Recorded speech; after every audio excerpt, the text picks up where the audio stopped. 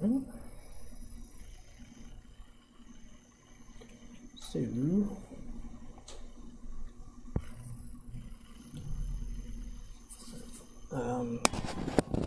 I know it's comprehensive, but it's not as bad as it sounds in this class because a lot of the stuff we've still been using. Really, some of the hardest stuff to remember is probably just some of the vocabulary at the beginning. But most of it we've been using along the way, so not too bad. So we'll just work through the practice test. If you'll have questions on anything, just let me know. We can slow down, go back over whatever we need to.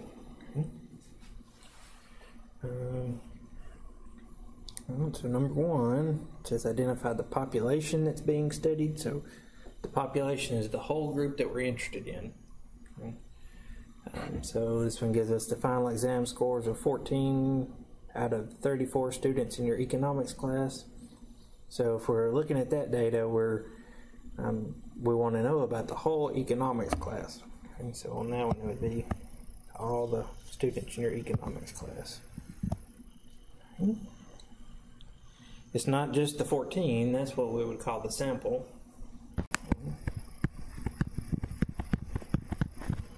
And then all students taking an economics class anywhere, that's too big. We're only looking at the ones that are in our class. Okay. So the population is the group that we want to know about, but it's the whole group that we want to know about, not just the sample. Number 2 says determine if the numerical value is a population parameter or a sample statistic. So we need to look if the number is telling us about the whole population or just a sample of the population. This one says 79% of all students at the local university voted in the last election. So this is telling us about 79% of all the students. We don't have anything about a sample mentioned in there. So this number is telling us about the whole population. So it's a population parameter. In order for it to be a sample statistic, it would have to say something like 80 out of 100 students surveyed voted in the last election. And you would know that it was just talking about the ones in the survey, the ones in the sample. Okay. Number 3 says determine whether the statement describes a descriptive or inferential statistic. So the difference on these two, descriptive just describes the data, okay, and then an inferential statistic uses a descriptive statistic to make some type of assumption about the whole population. Okay. So this one says a recent poll of 2,883 homeowners in West Virginia showed that the average price of a house in the U.S. is $321,000. So that's not using directly anyway, where we can tell it's not taking some descriptive statistic and making an estimate about the population. It's just describing the data to us. So that one would be descriptive. Okay.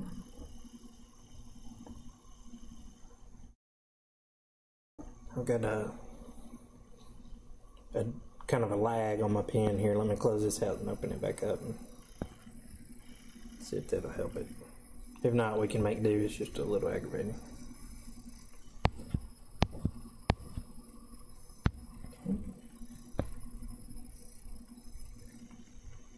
Okay, so that was that one. Number 4, we're classifying some data. So the data we're given here, well, it says a business must keep a record of each employee's social security number. So we're thinking about social security numbers. Okay. And the first question wants to know, are these data qualitative or quantitative? This one's a little tricky because this one is a number, but the number is really just being used as a label. Okay. So on this one would actually be qualitative, even though it is a number. Remember we talked about how like room numbers and things like that can be qualitative even though they have numbers in them.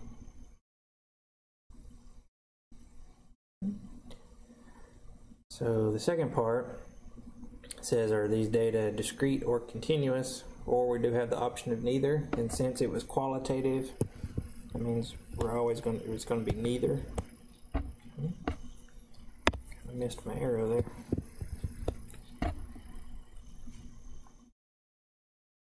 And then the highest level of measurement, it's been a while since we thought about these, so since it's qualitative, it's got to be either nominal or ordinal. The other two deal with quantitative data. So nominal is if it's just a label. Ordinal is if we can put them in order. So Social Security number, we could put those in order, right? Like you start with like the one that ends with a 1, and then ends with the 2, ends with a 3, right? So this one would be ordinal.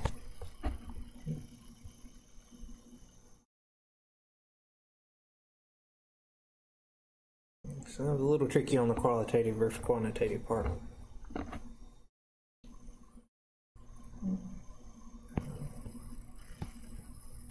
Let's look at another one. Another way I should mention how you can tell qualitative versus quantitative is quantitative data is usually when we have a count or a measurement, and qualitative data is just a label. So Social Security number is not counting anything and it's not measuring anything, so that can help us know that it's going to be qualitative. Okay. Alright, on this one, same thing, we want to classify the data. This time we've got the IQ scores of students at a local college, so data are IQ scores. Okay. So on these, since they're a test score, that is, you can think about it like it's measuring IQ. Okay. So that would be quantitative.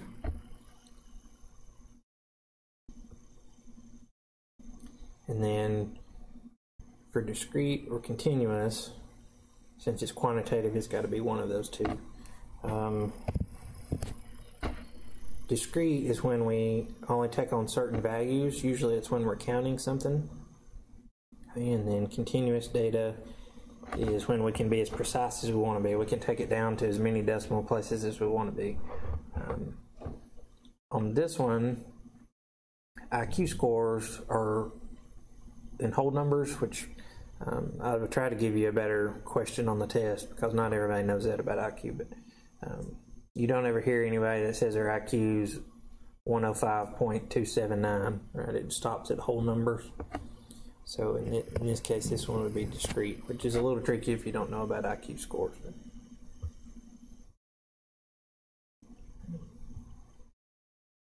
And then the highest level of measurement, since it's quantitative, it's got to be either interval or ratio.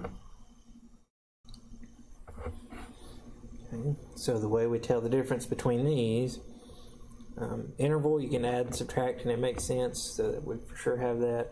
Ratio, in order to be ratio, 0 has to mean the actual absence of something. So here, this one's a little tricky to think about on that, but with the IQ score, if somebody makes a 0 on the IQ test, that doesn't mean they have no intelligence, right? It doesn't mean they actually have 0 intelligence. Okay, so 0 doesn't actually mean 0 here, so that one would be interval. That was a little tricky. Both of those were kind of tricky. I just let Hawks give me random ones, and we got two pretty challenging ones on those.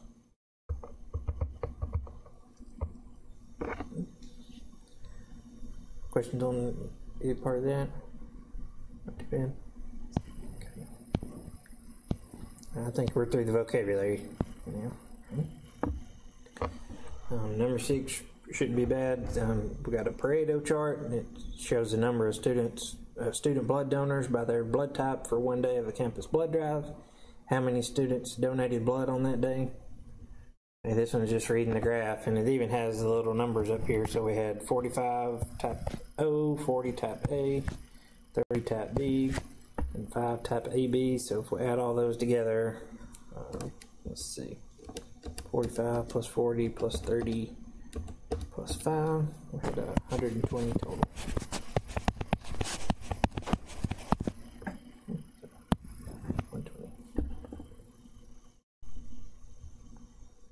That was just not a too challenging, just reading the graph problem there.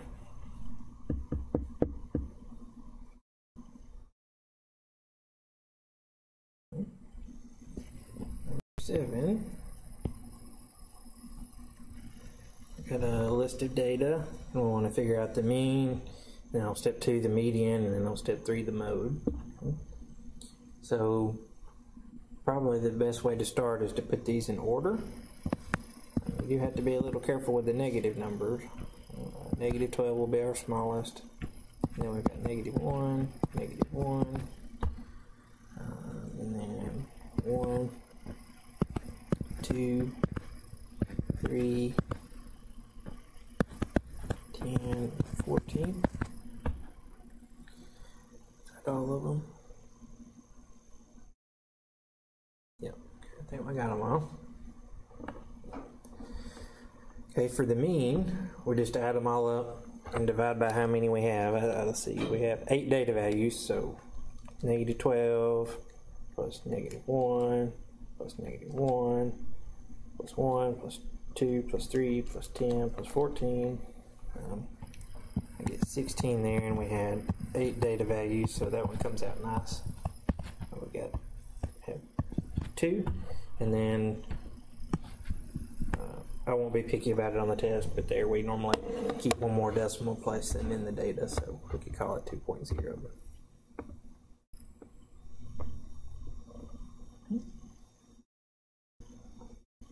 For the median, that's the middle number on our list once we have them in order. So mark off numbers on both ends till we get to the middle. Okay, so on this one I've got 2 numbers in the middle. So if we only had 1 number in the middle, that would be the median.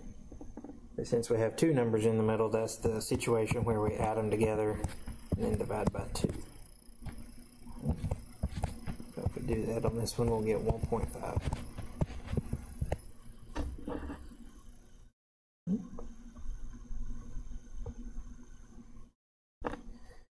And then for the mode, I don't care about the unimodal, bimodal, or multimode part. We just want to know what the mode is, if we have one. So on this one, the mode's the data value that's on there the most frequent. So negative 1 is on there twice, everything else is on there once, so our mode would be negative 1. And again, I don't care about that part. We have 1 mode, so we would call it unimodal, but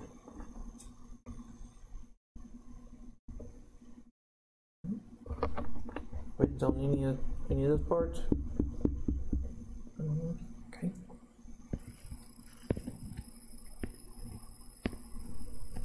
Number 8, we've got an empirical rule problem, so we need to remember our empirical rule percentages. So if we're within 1 standard deviation of the mean, we got 68% of our data. If we're within 2 standard deviations of the mean, got 95% of our data, and if we're within 3 standard deviations of the mean, we've got 99.7%. So we'll need those on this one. Okay. It says, suppose grade point averages of undergraduate students at one university have a bell-shaped distribution with a mean of 2.54 and a standard deviation of 0.44. Using the empirical rule, what percentage of the students have grade point averages that are between 2.1 and 2.98? Okay. So on this one, you can make the sketch. That's the way we did it before. Or now we can actually use our z-score formula to figure out where these are located. So that we can do 2.1 minus the mean, which is 2.54. Divide that by the standard deviation. If we do that,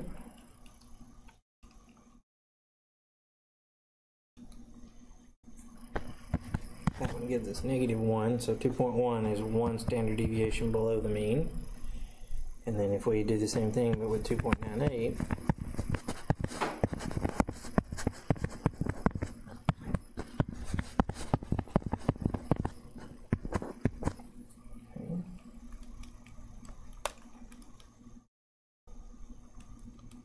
we get positive 1.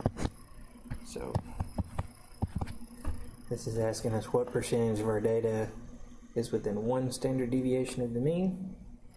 So that's going to be 68%. And I won't give you one of the hard ones where you have to do the symmetry and all that. I'll just give you one where you just figure out how many standard deviations away from the mean you're looking at, and then need to remember the 3 percentages: 68, 95, and 99.7.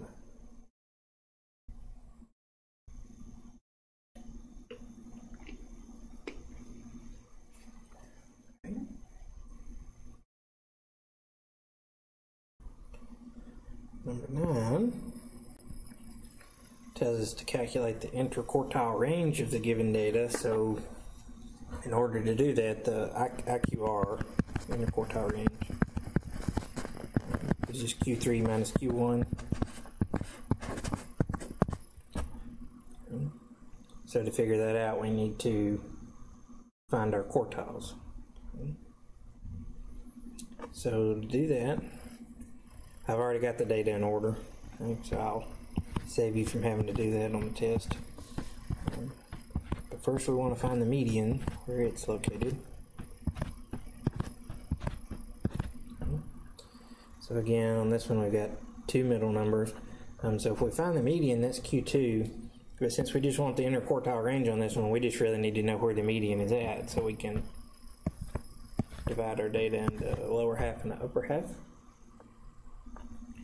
And then Q1 would be the median of the lower half. And Q3 would be the median of the upper half. So those are the only two we really need. So we'll have 44 minus 28. So is that 16? 44 minus 28. Yeah, 16.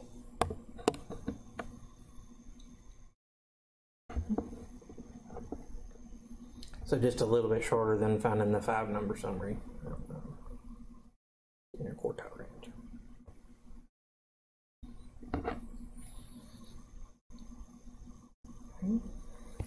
Number 10, we've got an expected value problem. It has been a while since we've seen one of those. I will give you the formula on the formula sheet, but it might just be easier to remember what to do on these. So let me write it up above here. So if we want the expected value, our formula says it's the sum of each outcome times its probability.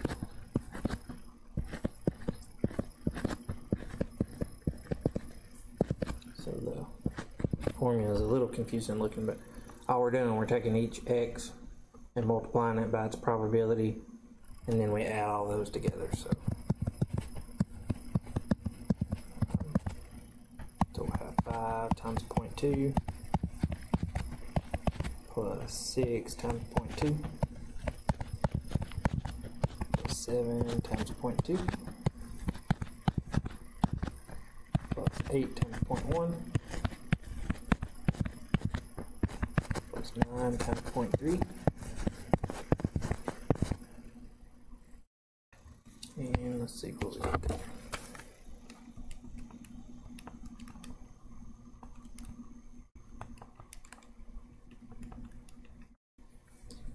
This one, I think it comes out to 7.1.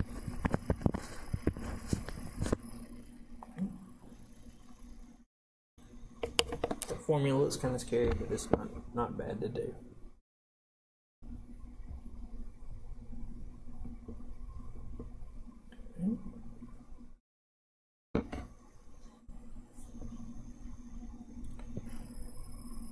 Number 11 just says calculate the standard score, so here's our formula for that.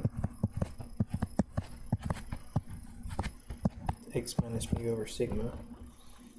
This one tells us what the numbers are, so this one's not too bad. We just plug in, so 78.5 minus 77.2 divided by 80.2, and we'll round it to 2 decimal places.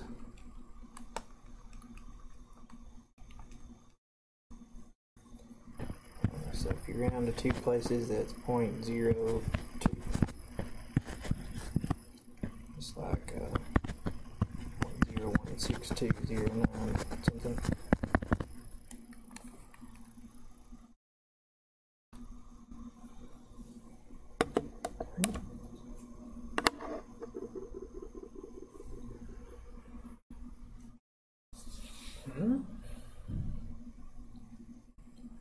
Number 12, we kind of start getting into more recent stuff we've been using, so hopefully it's a little fresher on your memory. 12 says find the area under the standard normal curve to the left of negative 0.6. So if we want the area to the left of a z-value, we just look it up in the z-table. And so it says negative 0.6, so we're going to be looking at negative 0.60. We'll go to our table on that one. We get 0.2743.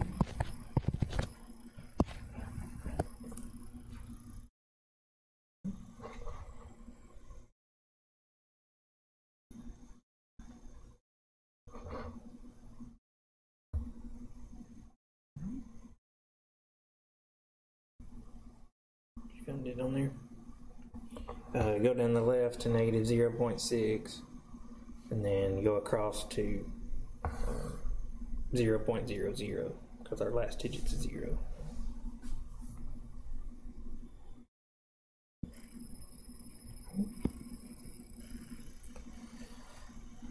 Uh, 13 says find the area under the standard normal curve between these two z's. So if we want the area between two z's, we're going to find both the areas and subtract. So if we look up negative 2.57, so down to negative 2.5 over to 7, that one I think we get 0.0051. And if we look at 1.27,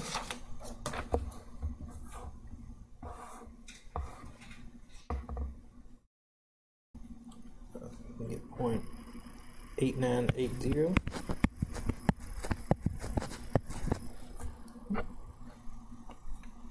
We're going to subtract, so just put the biggest one first, or just remember your answer's got to be positive. Let's see what we get there.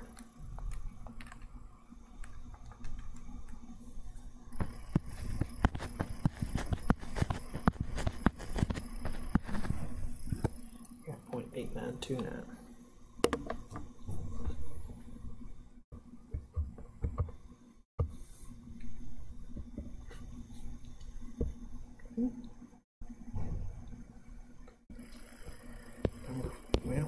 Number 14. These are the backward problems, and because it says find the value of z, and it gives us the area. And we want this area to be to the left of z, so we want a z value that has an area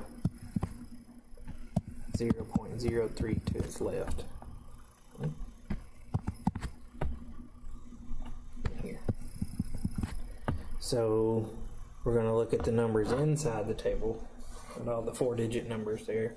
We're going to try and get as close to 0.03 as we can get, or we're looking for 0.0300.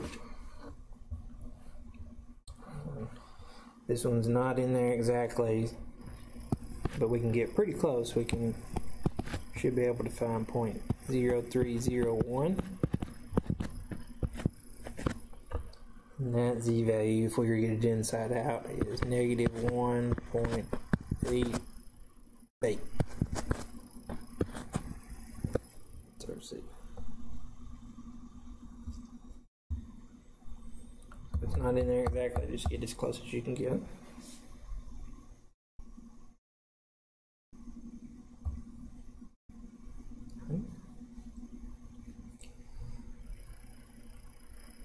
15 similar, but we want our area going on the other side this time. So we want to know what z-value has an area of 0.05 to its right.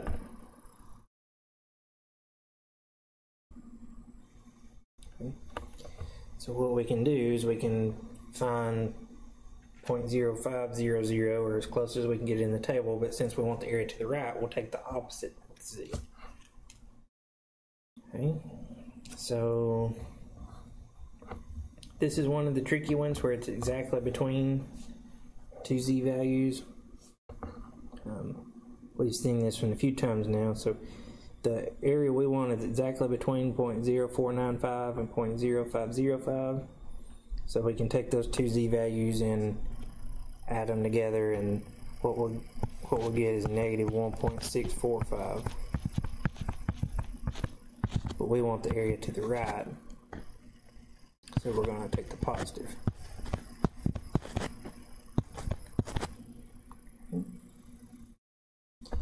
And really on this one it says to round your answer to 2 decimal places, so you could get away with just saying 1.65.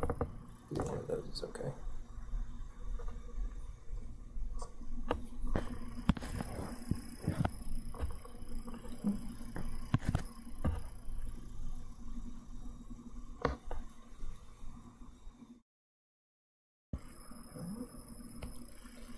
Um, 16.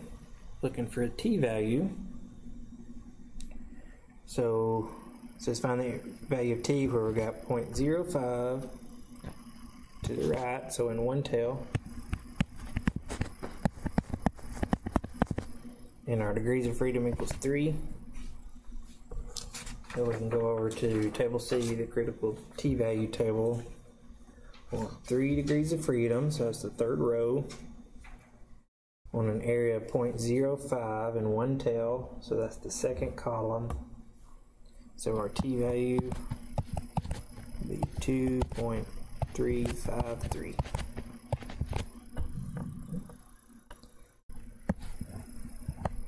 If it said we wanted the area to be to the left of t, the only thing we would do any different is we would make our answer negative, right? Because it'd be on the left side.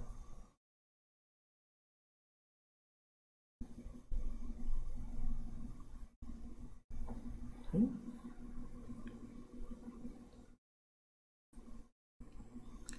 17. We've got a confidence interval problem. I don't have the extra little note on here, but this is a sigma unknown. So our critical value is going to be a t. I would put that information on the test.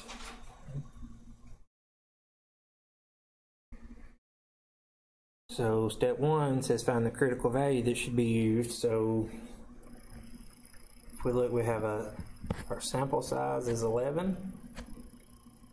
So to get degrees of freedom,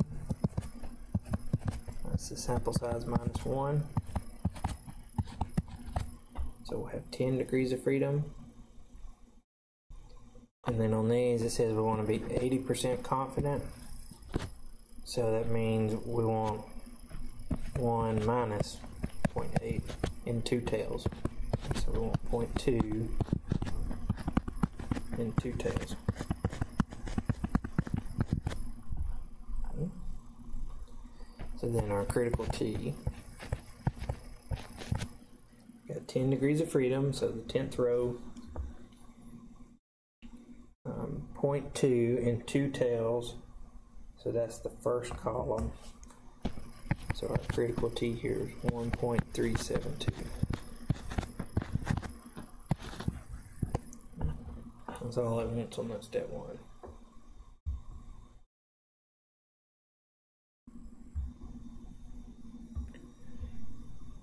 And then step 2, it wants us to finish making the confidence interval, so we would need our margin of error formula off the formula sheet.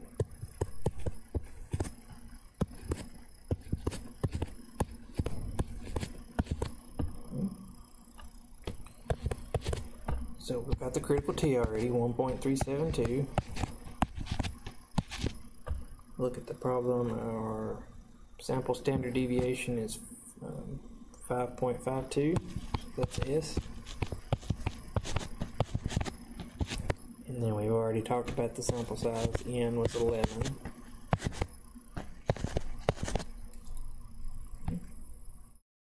And remember, we want to leave several decimal places on the margin of error. So 1.372 times 5.52 divided by the square root of 11. I get 2.283478.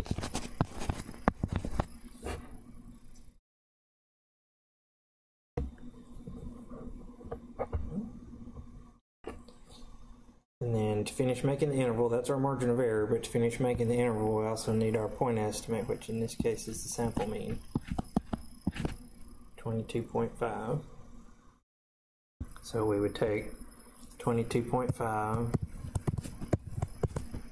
minus our margin of error,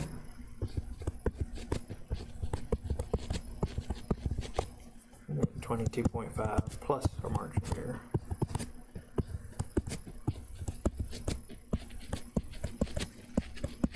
It says we can round our answers to one decimal place. So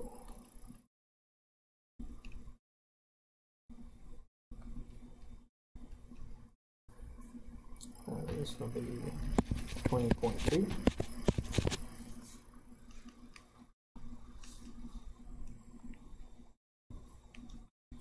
This one will be 24.8.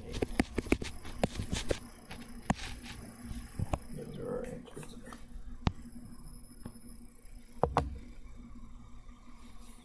So this is X bar.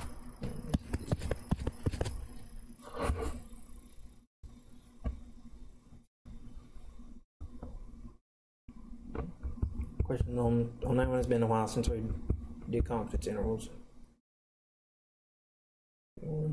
Okay.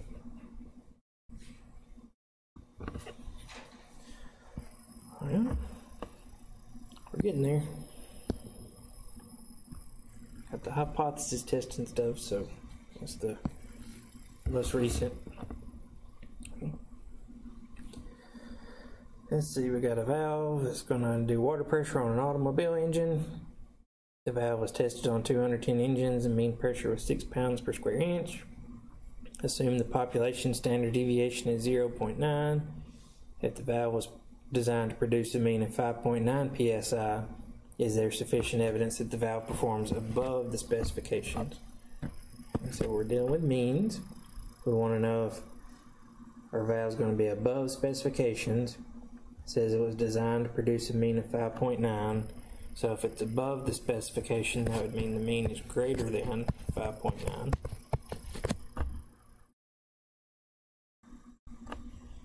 And then for our other one, we can just say the mean is 5.9 equals.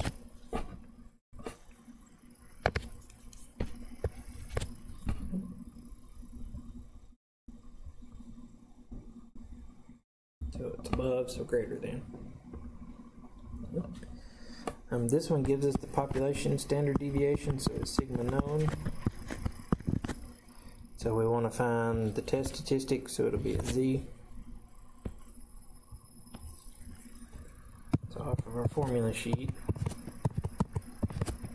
the x bar minus mu over sigma divided by the square root of n.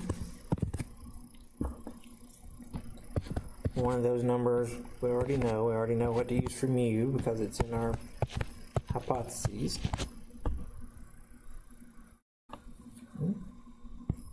So we need the sample mean. It says the valve was tested on 210 engines and the mean was 6. So our sample mean is 6.0. It says assume the population standard deviation is 0.9, so that's sigma, so 0.9. And then our sample size was the 210 engines, so divided by 210. I mean square root of 210. And we're going to round to 2 decimal places, so let's see what we get.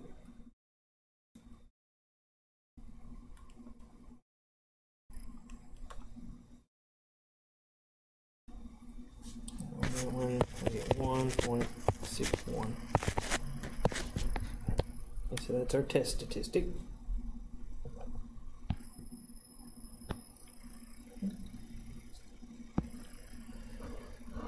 We want to know if it's left-tailed, right-tailed, or two-tailed. Our greater than symbol points to the right. So this is going to be right-tailed.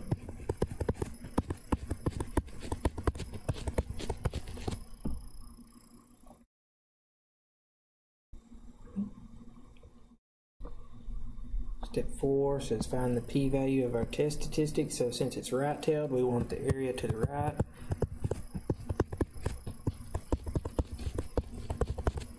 Of our test statistic, which was 1.61. So that means we're going to look up negative 1.61. For the right means opposite. So we will look up negative 1.61.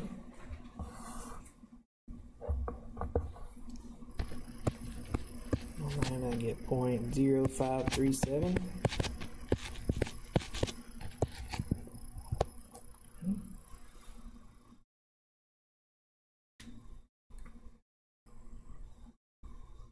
Step 5 asks us for the level of significance. So let's look back. It says, is there sufficient evidence at the 0.1 level? So alpha is 0.1.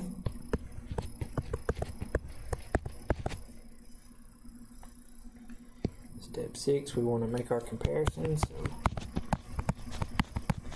p-value is 0.0537. Significance is 0.1. P-value is smaller here. Since our p-value is smaller than alpha, we reject the null hypothesis.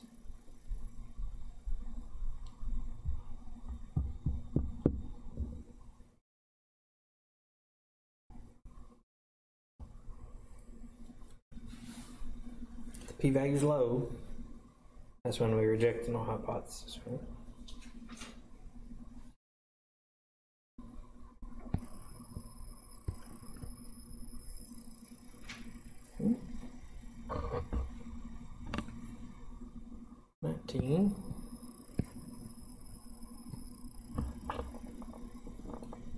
Got another hypothesis test. It says chocolate chip manufacturer wants to know whether its bag filling machine works correctly at the 420 gram setting.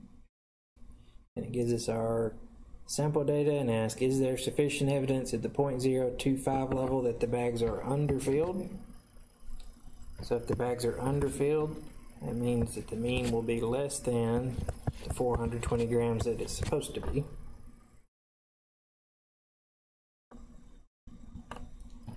So then our null hypothesis will be that the mean is 420.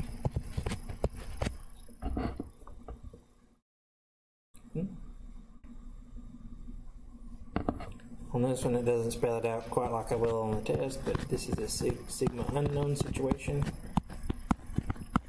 So we're going to have a t test statistic.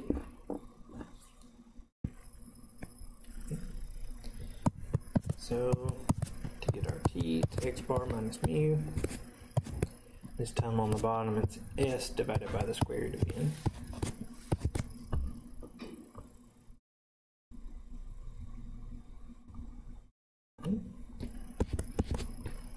So 420 will fill in for mu. For the sample mean, it says based on a 15 bag sample where the mean is 414 grams, so sample mean is 414. And the standard deviation is 28, it says, so 28 for S. And then again, our sample size is 15, so square root of 15. This time we'll keep 3 decimal places.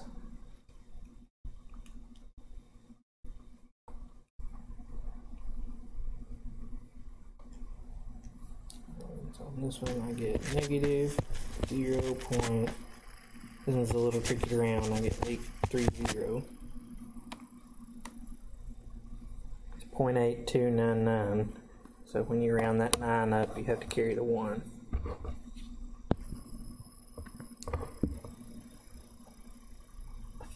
So there's our test statistic. For Step 3, less than points to the left. So this is a left tail test.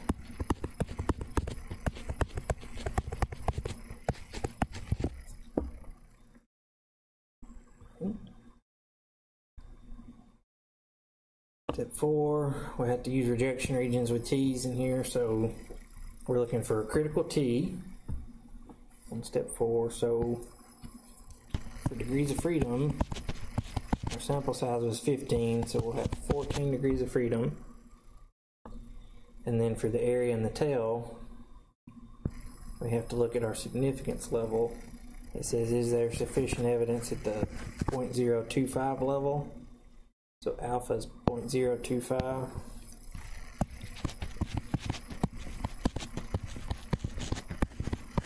That's going to be, and since we're doing a one-tailed test, it'll be in one tail. And specifically we want it to be in the left tail because we're doing a left tailed test. So when we look up our critical T, we got to remember to make it negative because it's on the left side. So 14 degrees of freedom, and then 0.025 in one tail, that's the middle column. So we get 2.145, but since we're on the left side, we'll have negative 2.145.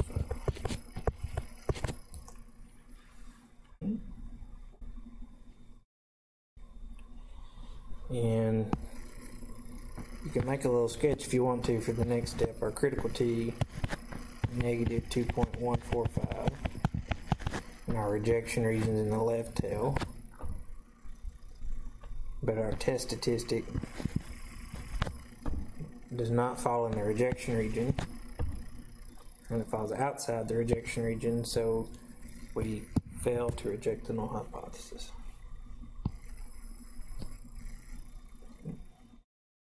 If our test stat was like negative 3 something, and it would have been in the rejection region, and we would reject it. Not on that one.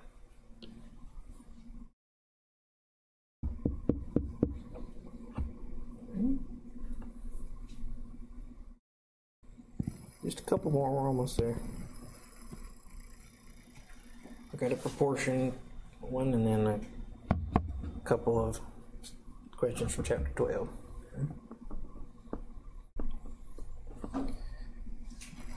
So one more hypothesis test here.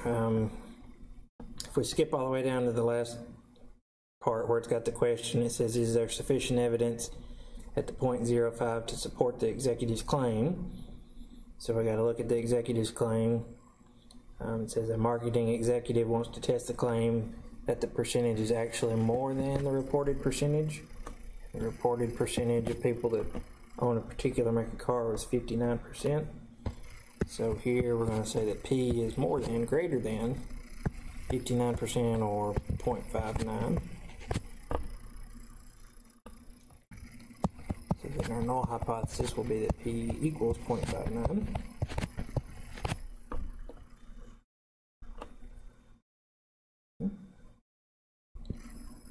For our test statistic, we're going to have Z. It's a different Z formula because we're dealing with proportions. It's P hat minus P over the square root of P times 1 minus P over N. Kind of had to squish that in there, sorry.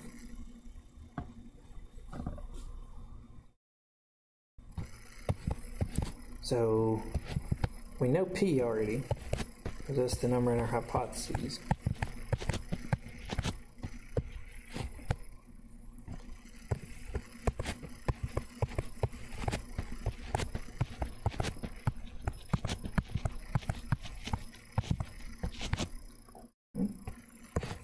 We just need P hat and we need the sample size. P hat's our sample proportion, so if we look at the problem, it says we have a sample of 350. We can go ahead and fill that in for N.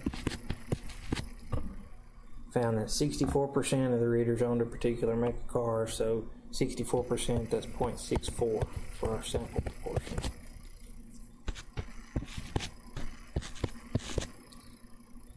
Okay. So then we can punch this one in the calculator.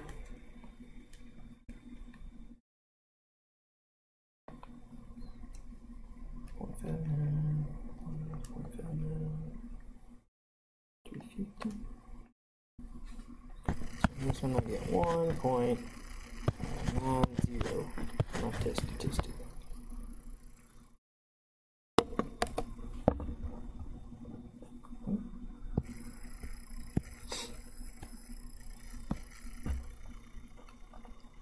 Alright, for our tails, again we got greater than that points to the right, so this is right-tailed. It's pretty similar to the first one after we get to this step. And we want the p-value of our test statistic, so it's right-tailed, so we want the area to the right. 1.90. Since we want the area to the right, we're going to look up the opposite, negative 1.90.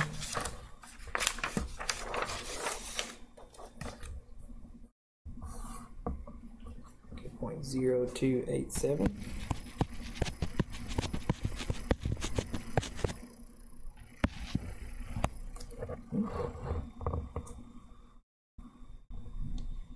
And we'll look for our significance level in the problem. It says, is there evidence at the 0.05 level? So the alpha we're using here is 0.05.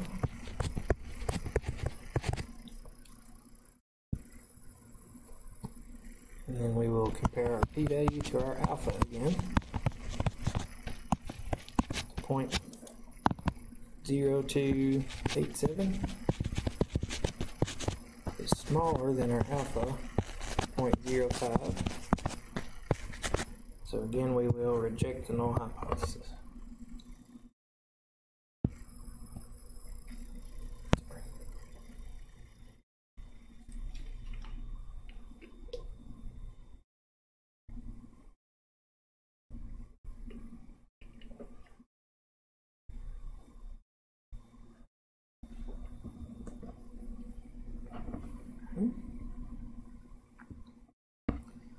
That's all the long ones. Almost there. 21 says determine if the correlation between the two variables is likely to be positive, negative, or if they're not likely to have a linear relationship or no correlation. So we got a child's age and weight. So we just think about as a child gets older, what's going to happen to their weight? It's probably going to go up, right? Because they're growing. So since they both go in the same direction, one goes up, the other one goes up, then that's positive. If one went up and the other one we would expect to go down, that would be negative. Or if they're not related, we would say no correlation. That's out of section 12.1.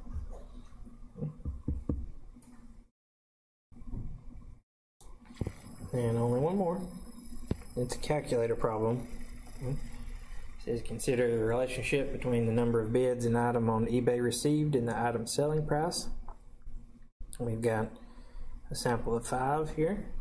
So here, the bids would be X, price in dollars would be Y. I'll give you those labels, so don't worry about getting the X's and Y's mixed up. And then this is just the one where we put the X's and the Y's in our calculator and we want to calculate the correlation coefficient. So let's see what that is real quick.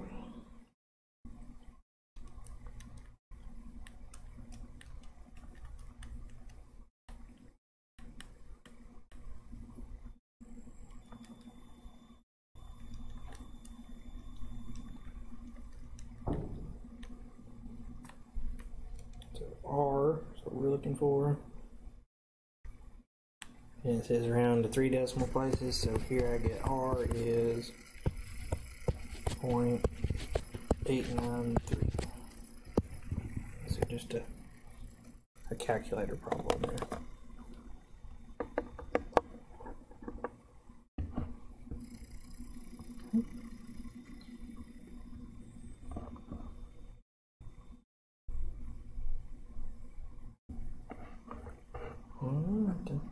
I see it on the practice test.